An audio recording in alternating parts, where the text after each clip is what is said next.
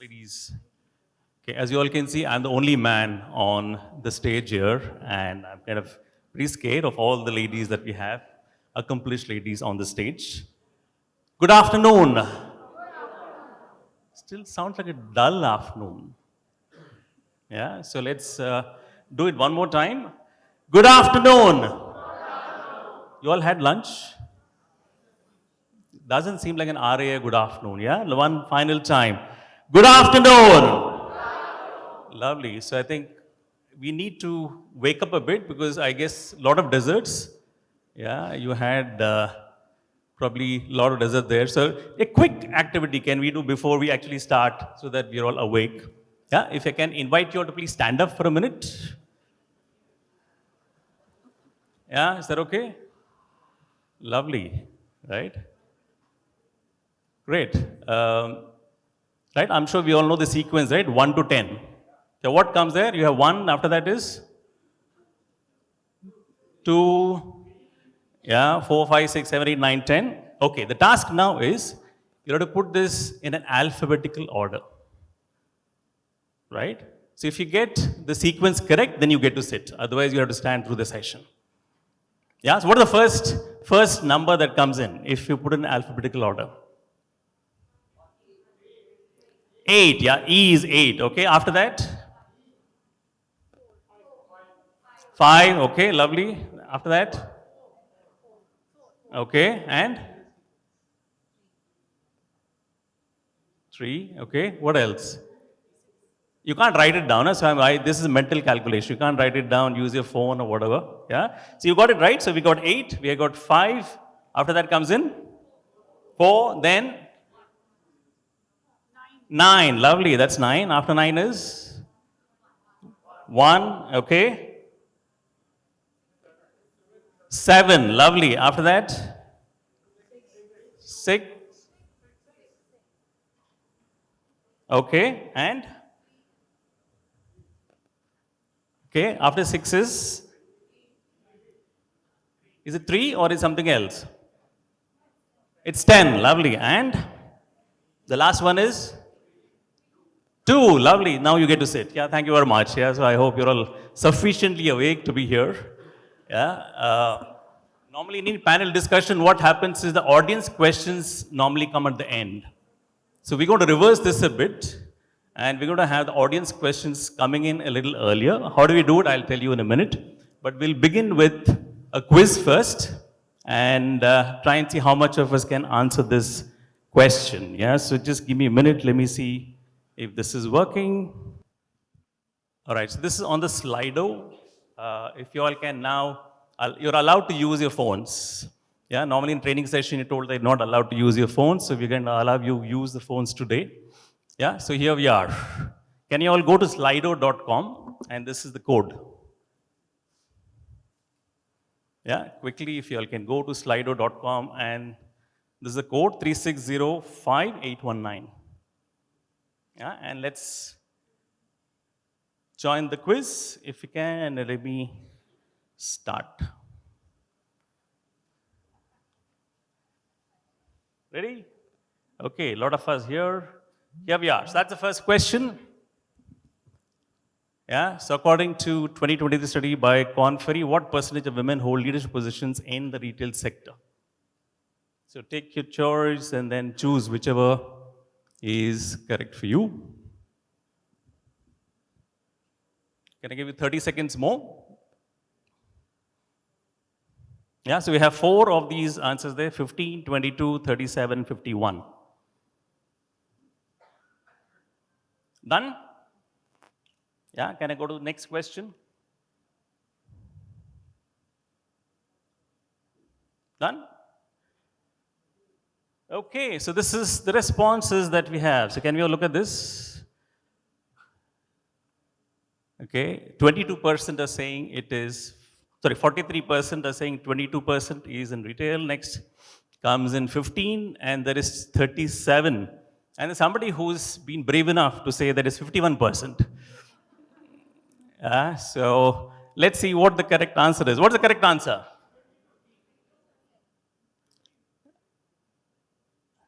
It is 15%. So those of you got 15%, give yourselves a big round of applause. Yeah, probably can pat your back and say this is what you have. Lovely. So let's look at the next question, which is here.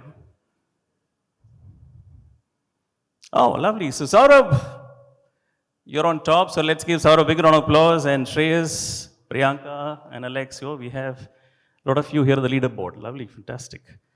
Yeah, and next question, and probably this is one question that we'll stand here for. And yeah, so research suggests that diverse leadership leads to better decision making and financial performance. What is the estimated economic impact of achieving gender parity in Indian retail workforce by 2030? Yeah, which means that if, for example, we talk about leadership, it is 15%. If it goes up to 50, what could be the incremental addition to the economy? So if you'd like to kind of pick your choice from here, let me give you 30 seconds.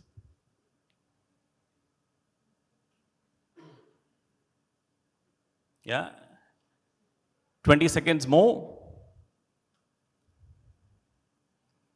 Yeah, 10, 9, 8, 7, 6, 5, 4, 3, 2, 1. And what's the guess? If you like to guess, which is the right response here of the four? Take a guess. Yeah, so let me look at. Okay, so here we are. We're saying 52% are saying it will be 25 trillion, which is how many rupees? If you have to call it in rupees, how much will that be? Yeah, to make it easy, it's 25 lakh crores, right? That's what people are saying here. The second number is 50, and then third is 10. And yes, I think we also have some people who said, yeah, which is 100 trillion. The correct answer is 50 trillion. So can you imagine you're looking at about 50 lakh crores being added just by having women in the workforce. Right? So if you have to have equal number of men and women in the workforce, this is what's going to happen. Isn't that a good thing to do? Yeah, so with that, we'd like to kind of start the session. And we'll now start with a quick round of introductions, and then I'll have a kind of questions put up here. We'll invite you to put up questions because we want you to be active and not passive audience. So put in your questions, we'll try and answer those. Otherwise, there are some sort of question we already have, which we will ask the panel. Does it work for you all? And how do you do it? Your questions will come up on the screen as well. So that's how we'll involve you. So we'll start with Kapila and do a quick round of introduction on the table. Yeah, so over to you, Kapila. So hi everyone, my name is Kapila Rathod. Been working for the last 2.5 decades now. Been part of various RISE summits for the last 15 years now. Been attending MMR, and in fact this is the first Ekam Summit. Always been part of the audience. This is the first time that I'm part of the panel, so I'm really excited for this one today. Well, I start my journey as the youngest education counselor at NIT. I'll just quickly take 1 minute exactly. And then I joined ICICI as a customer service agent. So I used to take calls. Thank you for calling card services. This is Kapila Rathod. And from there, I gradually moved up the ladder, got into HR, then moved into Shop Stop. Been part of Shop Stop, started as a unit HR for our mother store, Andheri Shop Stop, and then grew as an area HR, and now part of the corporate team, taking care of employee engagement, well-being, and employer branding. So if you do see our LinkedIn Shopper Stop page, how many of you follow our page? Shopper Stop LinkedIn, high hands. So the ones who are not, please log in to your LinkedIn pages, follow our Shop Stop page for sure, because this is not marketing, it's the HR who manages it. So thank you so much. Over to you, Nandini. Hi, I'm Nandini Mehta. I head HR for Metro Brands Limited. I also come with 2.5 decades of experience. Started off as a floor staff in retail, did that for about 5 years, and then moved into training and gradually grew into the role of HR. So that's been my journey. And yes, a lot of things that we've done over the years, along with the team and the leadership across organizations. And I'm fortunate to be here, where I would be able to share some of the initiatives and practices that we have done in my current organization, Metro Brands. Thank you. Hi everyone, I'm Nirmala Pandya. Uh, I think that's the popular number going around. So I also carry an experience of over 2.5 decades now.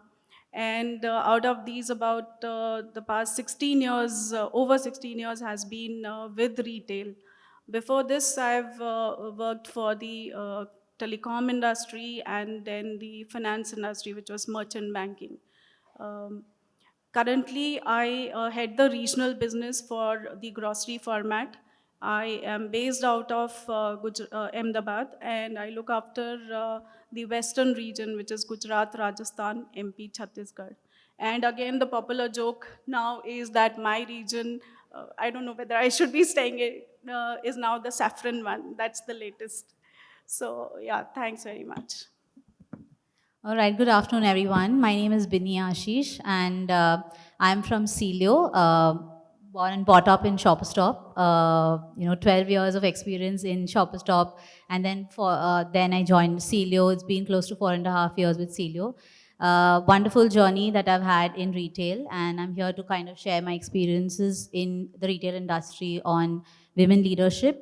And thank you very much for having me here, and looking forward for an exciting conversation with all of you all. Hi, good evening, good afternoon, both. We're just entering the evening. My name is Preeti. I have joined Wellness Forever around 5 months back, and I think I'm the newest in the retail industry because I have had 22 years of experience all in IT, ITS, and BFSI units. So, experience-wise in retail, I'm the youngest. I can take that. I've been in sales, I've been in customer service, and finally HR for a very, very long time. So understanding the business aspect and all that really helps when you have been into sales and all. So really looking forward to this interaction with such great experience on the panel. Thank you, Arun. Okay, thank you, ladies. And this is what we have. So if you go to menti.com, you have the code there.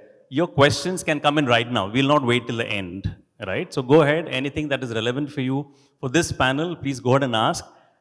If it's relevant, we'll kind of invite the ladies to go and answer this question. So please go ahead. Use the code menti.com. This is Menti. Earlier one was Slido. This is Menti. And the code is out there. Please go ahead and put in your questions. So my name is Arun Vishwanath. I like to call myself a facilitator for this session and not a moderator. Moderator actually stop in between here. We're talking about, so we already have some questions already coming in. So please go ahead, put in your questions. We will pick up some of these as we kind of go along. And of course, if there are too many questions, we'll try and do a kind of voting to say that which question gets answered first. Yeah, is that okay? Yeah. I'm sure there's a lot of things that we talk about in the morning and a lot of stuff which is here. One of the things which having been a DIA practitioner, we were doing some work with a manufacturing company, which was down south. What we realized there is that while we talk about women, right, including women in the workforce, there was a fear in the men. Yeah, they would say that, okay, if you were to promote the ladies and if you're not going to put them up, what will happen to my role? Will I lose my promotion? Or will I be transferred to some other location where it's inconvenient for the ladies to go? So actually we'll lose out of being with my family, right? So one of the things that we'll talk about is allyship. How do we ensure that men actually are a part of this whole initiative? It's not seen as again, there are questions that come up saying that, right, why is it only a women's day and not a men's day being celebrated? Yeah, so the question I'd like to put up to the panel first is, anybody can take it as to, how do you think we can make men as allies in this whole journey? They feel that it is something which will benefit. We all saw that, right? Like 50 trillion rupees is amazing to have. So what is it that we can do to influence the men folk or anyone else, especially the senior leadership, to ensure that this is something which is advocated? So anybody can take it, so we will kind of pick it up from there. Yeah. So one of the things that we can do and what we are actually doing within our organization is making men a part of the whole process. We have mentorship programs for associates at stores, and the store manager invariably, who is most of the times a guy, a man, he is a part of the whole process. Again, the market managers or the cluster managers, as we call them, this role, this person handles multiple stores. So he is a part of the whole process. He is involved in mentoring these lady associates, get into managerial roles. He is also involved in the certification process. So in this manner, what we are actually doing is we are making him a part of the whole process. We are also, the success of the lady associate is a success of this person. So in that manner, the ownership is more there. So that's one way of doing it, which we are implementing currently. I would just like to add, and let's take a step back. I mean, we are talking all in corporate, how do we do this? But I really feel that this is all our upbringing. And as parents, as individuals, all of us have this, responsibility that we start this back at our home. How are we upbringing our kids? How are we upbringing our, the boys, especially in the house, and the females also, for that matter? Like, I have been brought up in a house where, you cannot back answer to an elder person. So it was so difficult for me to, even say to a senior person in the organization earlier that, you're doing something wrong. I had to really take efforts to come out of that comfort zone and speak up. So I think upbringing is something that all of us together should take that responsibility. That's where everything will start. Obviously, it will come into corporates, and we're here to discuss about how we do it in retail. But I think step one is there. I'll just add to this. I think retail is dominated by men, we know that. But I don't, I have worked very closely with the retail employees, and I don't think any manager is averse to hiring women.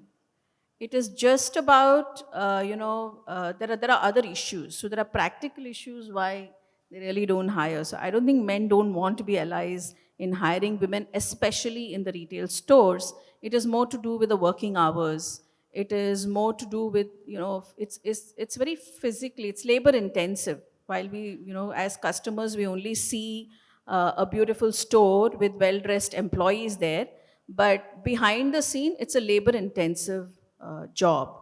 So I think it's not so much to do with men being allies in hiring women in the front end. It's more to do about how do we facilitate the stores in enabling them to hire more women. I think that's what I would say. I couldn't agree more to you, because we face the same challenge. So Wellness Forever, if you all know, we are 24/7 a store, right? So biggest challenge our store managers have is we cannot hire women because they cannot do night shifts. So we set an example. We have an all-women store, and I would like to ask Nilakshi to stand up. She's our first woman manager who manages the 24/7 with all the women in the store.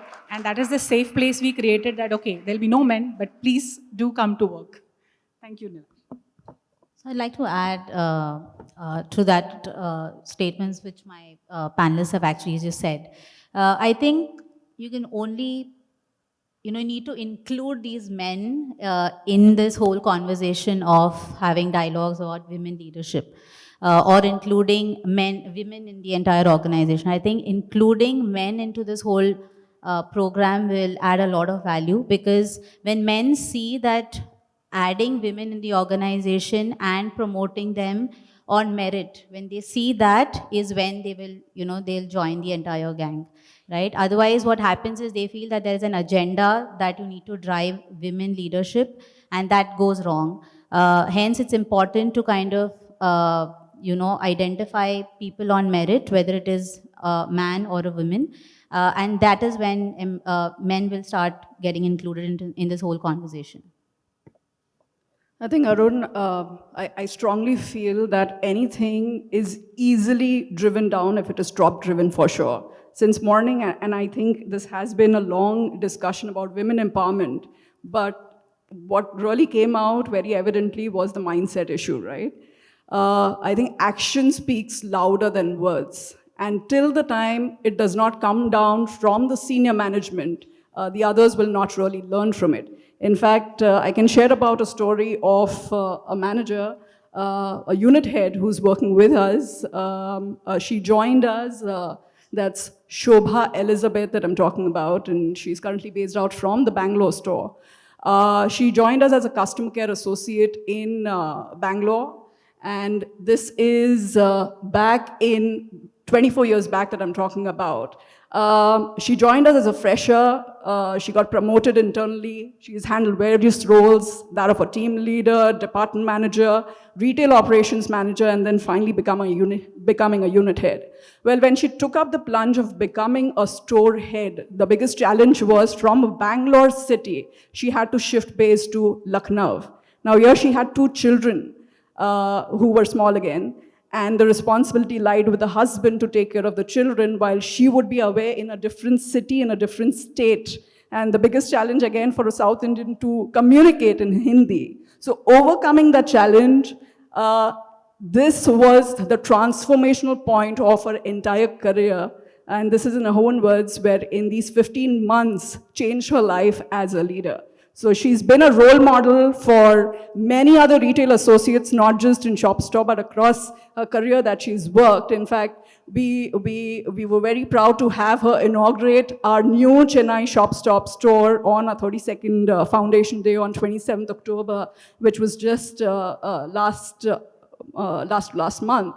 As I said, she's a mother of 2 kids, which is 19 and 14. And coming from a humble background, her father started off as a laborer, and then finally he set shop. So getting that kind of, I think what I strongly agree is what she rightly mentioned about getting that family support. And the family holds very high importance, because I think every woman leader sitting here or part of the audience, I'm sure there would have been a mentor, coach, or leader who has played a huge role in your life in transforming you, right? And that is the role that a leader plays. So it comes right from the CEO level. There was a senior management visit which happened in Lucknow store. And when we knew that she was away from her family, the team immediately took a call from the senior management. And when the next opportunity came out in Bangalore, we got her transferred back to Bangalore. So that was a call again taken from the senior leadership, accepted by the zonal team, and then, it trickles down. So I think culture is something obviously which is top driven, but we have to live by such real life inspiring stories which teach not just the front end teams, but also senior leadership, how they can bring about a change within the culture of the organization. Okay, lovely, Kapila. Thank you very much for that. So, Just adding to that one last Sure, point, please, go ahead. if I may.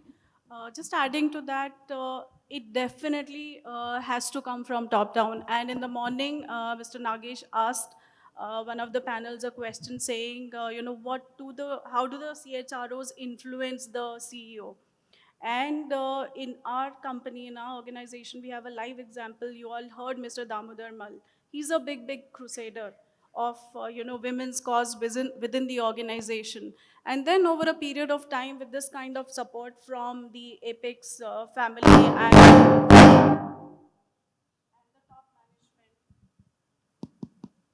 and the top management, there's a culture there. It's a whole ecosystem which is there, which supports women associates and women managers in getting promoted, in going up the ladder. And that's how it works. It's a culture which needs to be sustained, which needs to be built. That's how it works. absolutely. So, how do you build that culture? I think is one of the critical things. So, question back to the audience here. Would you want us to answer some of these questions, or you want us to kind of take our questions? So, if I were to kind of, what's the choice? Do you all want us to answer some of these? Yeah, in that case, it is A, B, C, D, and E, and F, right? There are 6 questions. So which one do we go in for? How many say A as a question? Okay, how many say B? No response to that, okay. C? Okay, 3 hands up. D? Okay, little higher. And E? Okay, and F? Okay, lovely. I think I have more hands for F, which is as a C. The question is, how can the industry work on policy changes in India along with the government to increase percentage of women workforce in the country, right? So is there anything that you would like to kind of take this question. Is there somebody who wants to look at this? The question is, how can the industry work on policy changes in India along with the government to increase the percentage of women workforce, right, in the country? Again, going back to the question earlier that we had was about how do we ensure that there are allies, right? Second is how do we ensure that the senior management listens to us? And the third thing which probably also comes in is it's not about, I mean, what is relevant for a CEO is money, right? Money talks.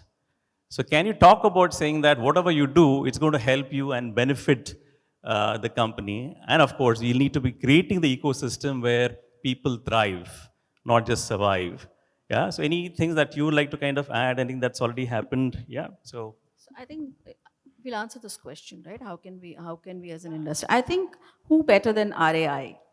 So I still remember a few years back, women working after 8:30 was not allowed. But I think with the help of RAI, a lot of governments have now, state governments have actually allowed women to work after 8:30. So I think they represent our industry. That's how I would answer it, Nagesh. And I think already there's a lot of work going on in that area. So I'm sure we can eventually work with RAI to look at how can we bring about policies that encourage women to work in the retail space.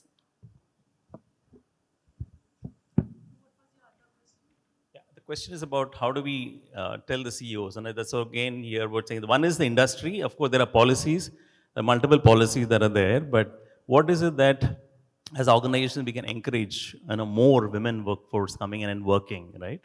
I mean, I shared this example yesterday saying that I used to work in Raymond earlier, right? So one of the things there, the men used to say is that if you have these thorns which are there, it's quite heavy, yeah, and it's not easy for women to remove the thorns, so we should have more men. And why are we kind of, and also they tend to leave early compared to us, we kind of finish up and go. What is it that probably collectively we can do at the organization, at the HR level or at the CEO level or whatever, to ensure that we are able to get more women to come and work? Anything that you all have done, experience you want to share? It also then ties in with that question, I guess. Sure. I think it's a mindset again. Because if anybody has traveled to Bhutan, you'll see that there are hardly any men working in the hotel industry or anywhere. These are the women who do the heavy lifting. So I think again, we have to change our mindset that women cannot, lift the thans and all. So I just wanted to share that experience because I was surprised when I visited Bhutan a few years ago and I saw no men and all the women were doing all the heavy lifting. So again, I think it's a mindset change that we have to go through. Also, we need to be realistic. There are certain things, I'm sorry, it's not to do with what you said. I totally take your point and I understand where you're coming from. But there are certain things a woman is unable to do, or there are issues with it. For instance, in our format, which is the grocery format, we have those huge sacks, 10 kg sacks, and then the 15 liter tin, oil tins, and things like that. It is understood that the lady associates would not be able to lift those or unload trucks and things like that. But like I said, it's a culture that has been built, and the guys are okay with it. I mean, they are willing to put in that extra. It's a pros versus the cons. The benefits or the advantages of having a lady store manager outweigh the disadvantages that she will not be present in the physical inventory stock take which happens through the night. So that's okay. She may not be closing the store which happens around 11 in the night, so that's okay. But she comes early and opens the store. So she balances, and any lady associate, any lady as a working woman, it's an inherent ability to overcome and put in that little extra. It's ingrained in us that if we are given an opportunity, we would like to prove that we are worthy of it, and all's well. So I think it's that. So I Just think to we kind of add face to that, these. just one bit here. This is again example from manufacturing industry that we're working with, I told you, right? So the resistance was that there is something heavy, you can't take heavy trolley, you can't lift this, you can't do that. It's pretty hot at boilers and all that, and you can't have women working there. So what actually happened, I believe there was a brainstorming that happened in the team, and they were able to kind of help design some equipment which is easy for women also to work, right? So the benefit was not just for the women, it also had a benefit for the men as well, because they are not doing the heavy lifting as well, or pushing something which is heavy. So probably the question is, can we think out of the box? And why are we saying that this is something which has to be done? Can we look at creative solutions also, I guess, what we can do in retail, right? Not saying that keep some people away because of that. Yeah, sorry. I just wanted to add, and I'll back up what you said completely, because we have an example again with us in our warehouse. So generally people think that, what will a woman do in the warehouse? So we created a separate team who actually does the labeling and, barcoding of it. So we have a special team of 50 women who do only this. So heavy lifting and everything is done by all the boys or the men at the warehouse. But we created this special team because we wanted to utilize that thing that they have. They are very particular about what they're doing, markings and all those things. They make 0 errors. So yes, like you said, whatever we are good at, it's again our skill as managers to utilize whatever skills is best in each person. So. Just one point here. I don't want you all to go away from this thought. So one more thing here. We have seen this, and we've seen live examples that a store manager, a lady store manager led store inherently has more hygiene, it has more discipline. The moment we put in a lady store manager, the guys, have a better grooming and discipline. So these are very practical things which we've seen happen. So which goes to show, and this is not just one store, it's I across. guess, yeah. I just want to Nagesh, yeah, sorry. Go ahead. Okay. I just wanted to see if we can move from the physicality of women into the leadership. In the panel, we have such fabulous ladies sitting it here. What is the challenge for women to reach the top? What is the challenge of women CXOs becoming board members in other companies? Okay, I think that's a very important part that we are missing, especially in our industry. I would love if all of you can talk about how can we develop leadership. Is there a shortage? Is there a mindset challenge? Is there a constraint? There's something which has not worked over the last 10, 15, 20 years that I have been seeing the retail industry within the country. Love to hear your views on that. Can I take that question? Yeah, so I think, Mr. Nagesh, I think we need to kind of break that stereotype and the mindset that we're all talking about, right? We all say that the biological clock and the career clock for women don't go hand in hand. And hence, organization and as industry leaders, I think somewhere down the line, we need to kind of have policies, mentorship programs, remote work locations and flexi options, those kind of things to kind of help women grow up the ladder. I think I also hear a lot of women running away from numbers and finances, and they think that, that's not my cup of tea. They feel that that's what men do and they're good at it. I am more of people, I have people skills and human skills. That's what they believe in. I think first things first is women need to understand that they have it in them, right? That self-confidence in themselves has to be built. Their self-esteem has to grow up, saying that, okay, if you are in a man's industry, I work for a men's fashion apparel brand, and it also took me a little time to kind of convince a lot of people there, saying that, okay, we need to have more women in the stores, because that's what will attract, not attract in the literal sense, but actually will give better customer service for the men who walk into our store. So to answer your question in terms of how to kind of break that glass ceiling for women is by ensuring, one, that women feel empowered themselves, that I can and I will reach the top. Second, giving mentorship programs and flexible options for people to kind of, grow up that ladder. Probably sponsoring and giving a lot of mentorship within the organization and outside will actually help women to kind of come on top. And I think everybody is cognizant of that fact that, we need more women leaders in the organization, because a women leader definitely has her heart and things through her head and her heart. So I think somewhere people are cognizant about that fact. I just want to add to this. I think men and women are the yin and yang of life. They are meant to coexist. So I strongly believe the moment we start focusing too much on women, are we excluding the men? Just a thought here. But yeah, to answer, Nagesh, to answer your question, I think what happens is typically, we all start our careers at about the age of 20.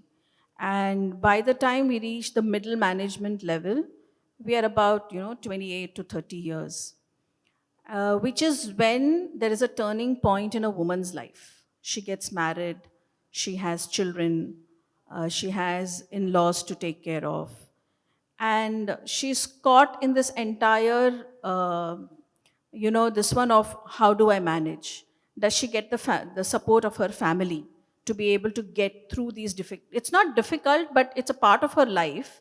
And for women it's always challenging because they are the ones who go to the husband's house, they are the ones who actually bear a child. So those, 6-7 years when men actually grow in their career, women take a setback. And I think in retail, especially being a physically, like I mentioned earlier, labor intense job, long working hours, it becomes very difficult for her to sustain. And that's where most women give up. So if organizations can probably do something about this, where probably like, a lot of what my co-panelists spoke about in terms of mentorship, in terms of probably sensitizing the families, supporting the lady when she's going through all of this, through various, various programs and interventions, I think we'll be able to bring them out of that and groom them into leaders. I think the biggest challenge is those 6-7 years of a woman's life when actually the men have an upper hand of growing in their careers and moving forward, and women have a setback. I think we're able to do something about that, be it in retail, be it in corporate. I think those 6-7 years are very crucial. And I think if all of us in each of our organizations are able to put some thought around what can we do during those 6-7 years for the woman who's working with us, I think we can definitely look at grooming them into bigger roles. I think, first of all, if I may say, women are born leaders. So even if you look at our homes, if you have housewives or your grandmothers or your mothers, they have managed the home front brilliantly, right? And they are leaders, they are champions for sure. So I think the previous panel, wherein we had all the IT teams, there was one organization, if I'm not wrong, Capgemini, which has this program wherein every year they identify 40 females associates to fast track their career, and from an assistant manager within 3 years they are groomed to the level of an AVP level. So and they have a sponsorship from Cornell University.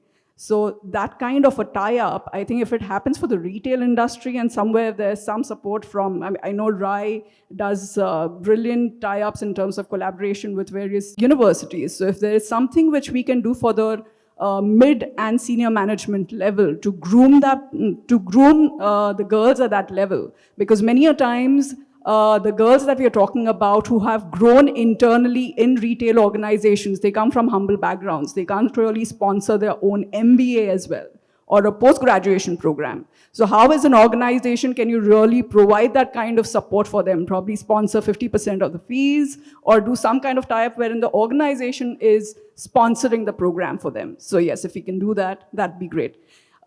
In fact, if I can, probably I'll take it up in the next question. Go ahead, please. Yeah. So just to share about one story. So when you just spoke about the men's part, this is one initiative that we run. And here we also have females. In fact, it's called Sheroes, Stories That Inspire Us. And we recognize females who have, had a transformational journey. And here there is one such story again that I'm talking about. So the previous one that we saw was back in 2021. This is 2023. You'll be talking about Anjali, who was working at a Mysore store again as a personal shopper. She was a customer care associate when she joined us 4 years back. She lost her husband to a heart attack and she was pregnant at that point of time. she still decided to start working and in order to take care of her family, which not just included her parents, but also her in-laws and her 2 children. So she joined as a fresher. She was a quick learner, and within a period of a tenure of 4 years, she won 5 Golden Mirror Awards, which was for her performance, which is obviously accolades to her performance. She got promoted within those 4 years and cleared the personal shopper assessment. Now, during this period, she also completed her MBA. And currently, in fact, she's working as a department manager in Zivame. So while she's no longer there with Shoppers Stop, but I think what BSN mentioned in the morning, we've had about 51,000 people who have joined and been part of the Shoppers Stop legacy. In fact, we've been there since 1991, and you would see a lot of people in the retail fraternity who've grown up to become CEOs, managers across various organizations who've worked in the past with ShopStop. Why I'm talking about the story mainly is because I think the leaders, again, play a crucial role. So I think if there is enough support in terms of leaders who can identify that, yes, probably if we have that kind of a program, and leaders can identify that, yes, we can provide this kind of financial support for the well-being of the girls or the females within their teams, they can definitely be developed further from bottom up. I would like to share something that personally I have experienced, and I think there are 3 aspects. While everybody was speaking, I could just bucket it into 3 things. One is, of course, like she said, workplace, where I think I have been blessed to have good mentors and men, women, both who have, encouraged us that, okay, you can take this up. But the most important aspect at work that helped me is looking up to those women leaders, what they went through. Because when I heard their stories, I was like, I could relate to it. Yes, I'm going through the same thing. And many a times, as human beings also, we feel, oh, my life बहुत difficult hai. Isn't it? Everybody feels that way. I have struggled a lot. But when you hear these stories of other women who have gone through the same journey, all of us who have given birth to a child have gone through the same journey. I have taken a setback. I said, no, I will not take a job which is, having extra responsibility, because now I want to focus on my kids. And then afterwards, 4-5 years, I said, okay, now I am ready. I can take up another role. So I think all of us just sharing, it really helped me at least, that, I felt, okay, I am similar to others. Nothing very different is happening in my life. Second part was personal thing. Personally, did I want to grow is also a big question mark. Many a times I see we push a lot of women, but they really don't want to do it. They are happy in their own space. Inspiring is good, and I think that is where we will have to share our stories and they get inspired and they get into it. But personally, if I'm not interested in growing, I want this balance in my life. As far as they're happy, I think it's important that they do what they want to do. And that is where, again, we have to encourage them to do what is happiness, not because I need to earn money or I need to do something. And third most important thing that helped me, and I was sharing with our panel just before, is a few years back when my elder one, today she's 20 in her last year of college, when she was going through the 10th standard, we realized that, both of us working was not helping. So consciously we took a decision. My husband said that I will stay at home, you move on with your career. And I think that was a big, big support to me. So these 3 things really helped me at least to grow as a leader. Office, personal aspiration, and also my family. I think, and everywhere there were men. So I would like to thank all the men in my life as well, because they say that behind every successful man, there is a woman, and all of us know that behind every successful woman, at least I have seen, there are quite a lot of men, including their fathers and husbands.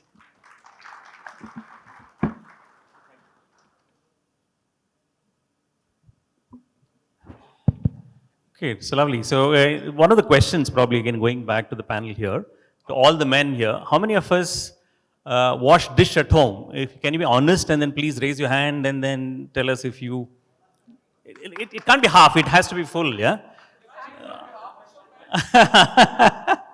Yeah, behalf of men. So it's hardly, I can see about, there are close to 100 plus people here, right? So it's hardly 20, right? Is that, sorry?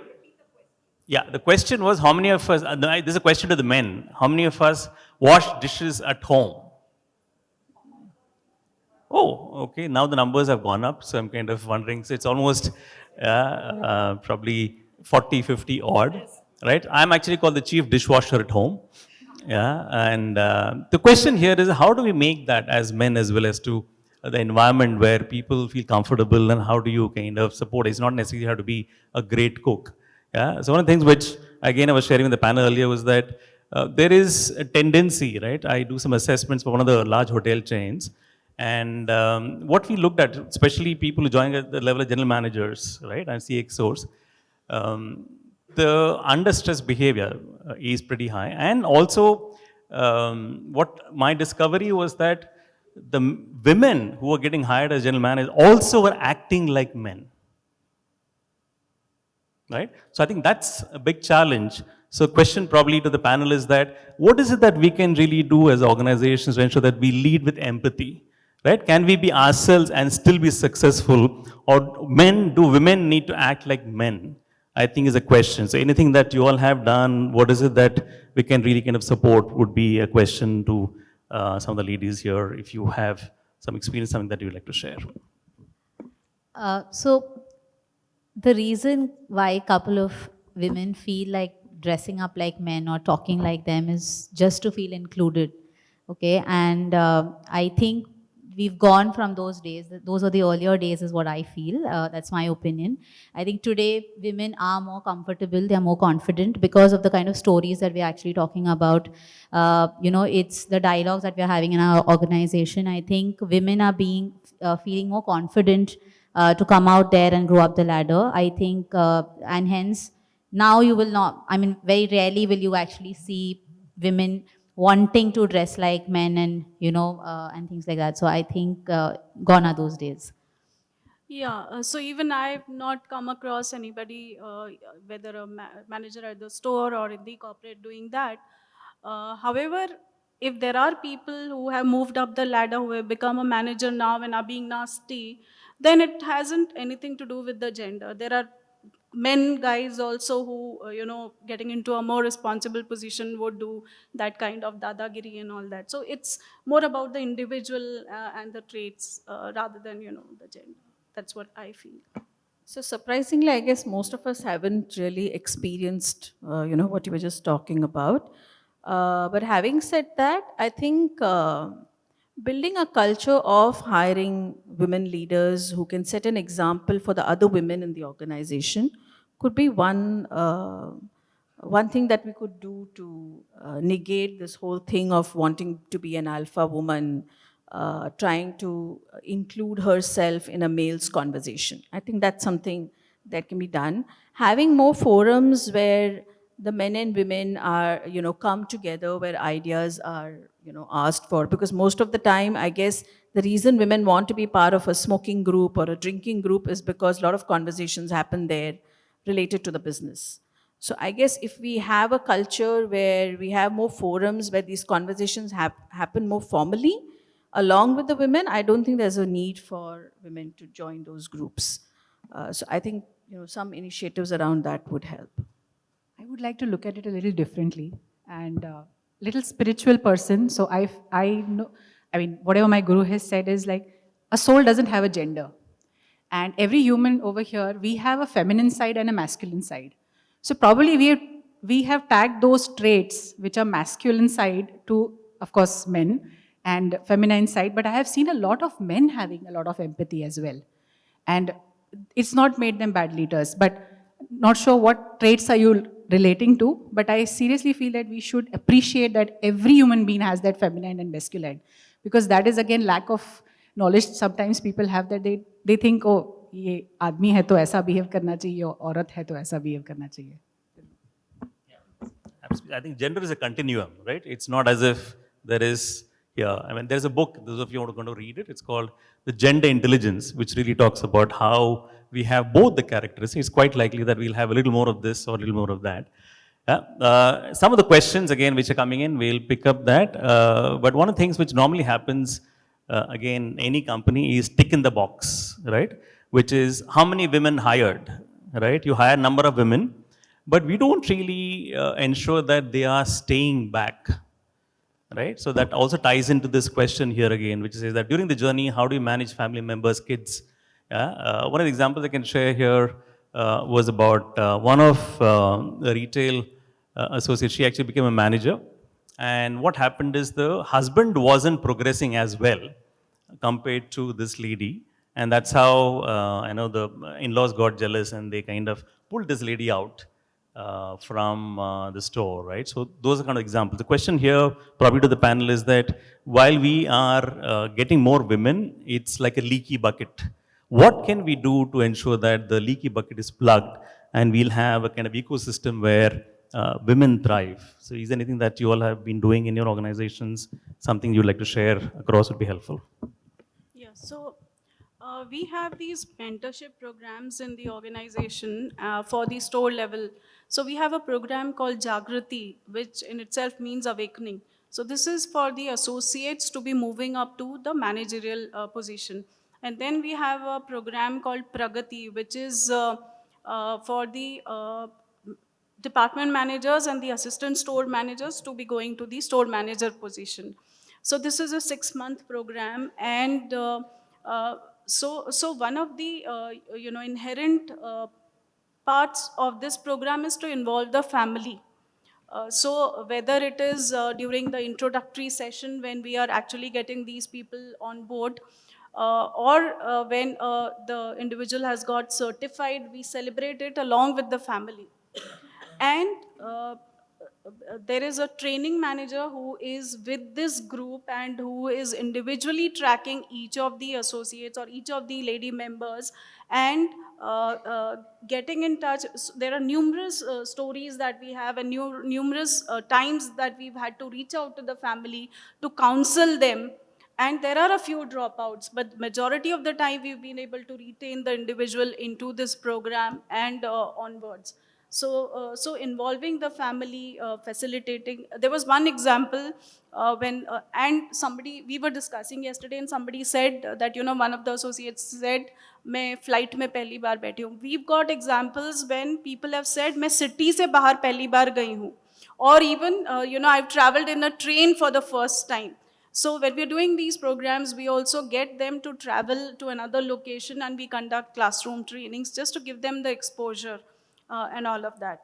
And I'm reminded of one example where the lady and her father used to come along every time she had a session, and he used to sit at the reception while we were doing the training. And after a couple of sessions, and we used to talk to them, for tea, lunch, whatever. After that, he stopped coming, and then the last time he came, he also said that I know my girl is in good hands, so now I'm not going to come. And the way she is growing in her own personality, the way we see her develop is enough for us to be given confidence. So that's how. So there is an initiative which we started, which is She Matters, focus group discussion, which was led by our store heads along with the unit HRs. So one is it brought in a lot of empathy amongst the leaders, because when they hear out different concerns which female colleagues are going through, it obviously gets them thinking as to how can they really help the female associates better at the store level, at the front end level. So this is done obviously for the stores as well as at our services office. But and when I'm talking about females, it's not just shop stop employees, but we also cover our brand associates, our housekeeping staff, our security staff. Because for us at Shop Stop, they're all part of the same family. So yeah, that's the initiative that we tried. I would like to share again a little personal experience here. Like 20 years back when, call centers were new, I wanted to experience what is a call center. So I took up 24/7 shifts, and in night shifts, that time my daughter was just 2 years old. She would cry the whole night. And that time, my trainer actually helped me. She put me into counseling sessions. And since then, I have been a promoter of counselors. So every organization that I have joined, I have put up a EAP, employee assistance program. And like you said, counselings. And counselings not only to the employee, it's very important that it goes to the family. And only then, they get that courage, because I can understand, I will go through all the programs, but unless my family is counseled, they won't be able to understand the aspect that my company is trying to say. So counseling sessions have definitely helped a lot of women to continue work and also get through, the stages where they have kids or their in-laws not agreeing or their husband also not agreeing for that matter. So all these aspects have been resolved. I have seen personally getting resolved with counseling sessions a lot. Okay, lovely. So there are multiple questions. In fact, there's one coming just now. We definitely would have loved to answer those questions, but I already got a signal that the time's up. So was it an engaging session for all of you? Did you all have fun? Did you all pick up something? And of course, the panel will be still here to kind of address. But just one last word. Let's ask the ladies, and then what is the one thing that is kind of staying with you for this panel discussion? Probably we'll close finally. So we'll start with you, Kapila. I think what BS had mentioned in the morning, that stayed with me on a larger aspect, is how do we really have inclusion part of our day-to-day lives? And that starts with the purpose of the organization, right?